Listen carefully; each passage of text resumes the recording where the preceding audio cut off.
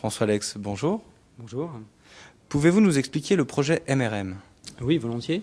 Le projet MRM, en réalité, consiste à constituer une société foncière cotée, gérée par CBRE Investors, avec un patrimoine qui sera de l'ordre de 450 millions d'euros d'ici à la fin de l'année, avec la particularité d'être une société à la fois mixte, puisque bureau et commerce, et également une société équilibrée, puisque assise sur un patrimoine à la fois constitué d'immeubles stabilisés, en ce sens qu'ils ont fait l'objet de travaux de rénovation et génèrent un revenu locatif, mais également d'immeubles à valoriser, dans lesquels nous allons développer des programmes de rénovation et ensuite les recommercialiser.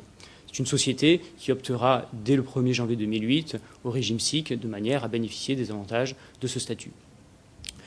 Cette opération, en réalité, est une double opération, puisqu'elle est réalisée d'une part par une fusion inversée de Dynamique Bureau, qui est une société d'investissement gérée par CBRE Investors dans l'immobilier de bureau, et également par l'apport d'une autre société d'investissement gérée par CBRE Investors, qui s'appelle Commerce Rendement, qui, elle, est active dans l'immobilier de commerce. De cette manière, passé l'opération d'approbation qui aura lieu le 12 décembre de l'opération, nous aurons une société mixte, équilibrée à 60% en immobilier de bureau, provenant du patrimoine de Dynamique Bureau, mais également à 40% en immobilier de commerce. En ce qui concerne la notion de dynamisme, donc d'équilibre entre le portefeuille stabilisé et à valoriser, on peut considérer également que l'on sera dans un ratio 60% d'immeubles stabilisés et 40% d'immeubles à rénover. L'objectif est d'aller rechercher de la performance, d'être dynamique, à la fois avec donc des revenus du fait du portefeuille stabilisé, mais également des recherches de gains en capital.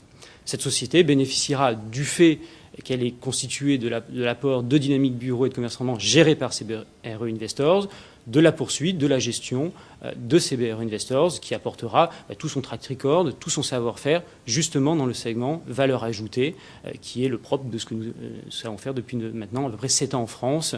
Je rappelle que nous sommes une équipe de 40 à 45 personnes sur le bureau de Paris. En résumé, le projet MRM, c'est la constitution d'une société foncière cotée SIC, dotée d'un patrimoine de 450 millions d'euros, mixte, à valeur ajoutée, gérée par CBRE Investors. Alors, quelles sont les attentes du marché vis-à-vis d'un projet comme celui de MRM? Notre sentiment est qu'il y a une attente forte pour un projet, pour des investissements alliant à la fois la performance, mais également une bonne maîtrise du risque.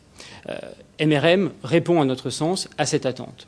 Alors, pourquoi il répond à cette attente? D'une part, la maîtrise du risque, c'est la notion d'équilibre, entre à la fois immeubles à valoriser et immeubles stabilisés, mais également entre de l'immobilier de bureau et l'immobilier de commerce. La performance, c'est travailler les immeubles qui sont à valoriser, avec cette idée que nous ne faisons pas de l'épargne foncière, mais nous faisons de l'investissement immobilier. C'est l'état d'esprit que nous voulons avoir. Nous ne recherchons pas du rendement, mais de la rentabilité. Pour ce faire, nous allons donc bénéficier, comme je le disais, de tout le savoir-faire accumulé depuis maintenant plus de 7 ans en France par plus de 40 personnes de l'équipe de CBRE Investors. Et quel est votre regard sur le marché de l'investissement actuel? Alors, tout d'abord, quelques mots peut-être sur le marché locatif, qui est le sous-jacent du marché de l'investissement. Nous constatons toujours et de plus en plus, je serais tenté de dire, un appétit important des utilisateurs pour des immeubles modernes et fonctionnels, puisque 35% des prises à bail se font aujourd'hui sur des immeubles, des surfaces restructurées ou rénovées. Et ceci nous conforte dans l'idée justement de s'attacher à travailler les actifs et à avoir un stock d'immeubles à valoriser. Sur le marché donc de l'investissement à proprement parler, on constate d'une part un appétit toujours important des investisseurs pour des immeubles de qualité, mais également moins de spéculation sur les immeubles de moins bonne qualité à valoriser. Et là aussi, c'est un élément intéressant qui nous donne, qui va dans le sens de la stratégie qu'on peut mettre en œuvre, puisque cela donne plus d'opportunités à l'acquisition et également plus de perspectives pour le gain en capital sur les immeubles que l'on va travailler.